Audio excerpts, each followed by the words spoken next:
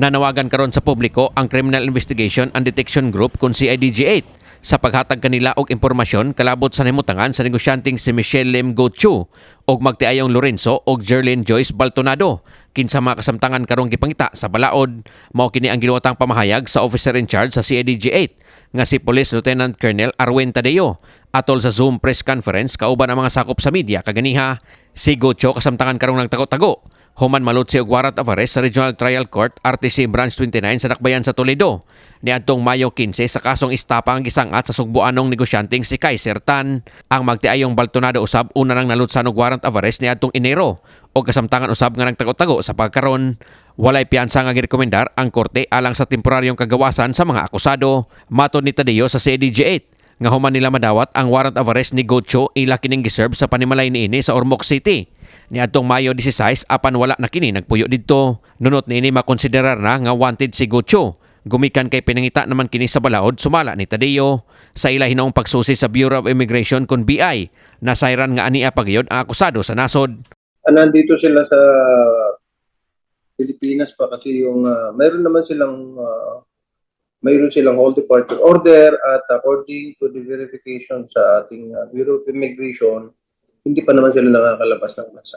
Samtang gipahibaw ni Tadeo nga adunay mokabat sa 1.5 milyones pesos nga reward money gikan mismo sa complainant nga si Kaiser Tan alang sa makahatag og impormasyon sa tulo ka mga pinangita sa balaod.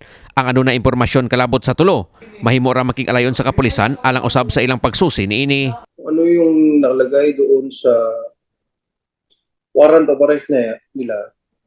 It's a non-bailable offense. So, yun na po yun. Pero ang implication lang doon is habang nagtatago sila, pasigit na pasigit yung kanilang mundo. At eventually, the long arms of the law will caught them and then they will be bring to justice.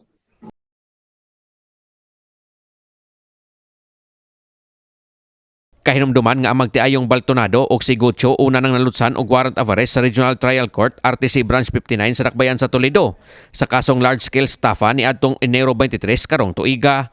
Apan ni adtong Pebrero 14 gibakwi sa korte ang warrant ni Gochu.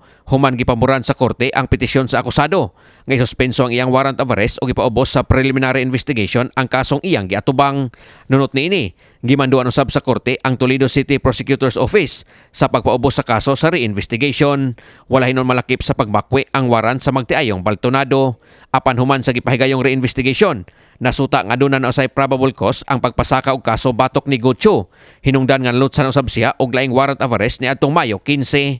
Sa pagutlo ning balita, wa pa muluwat og pamahayag si Gochu sa kasong iyang giatubang. Kini si Greggy Magdadaro alang sa My TV Cebu.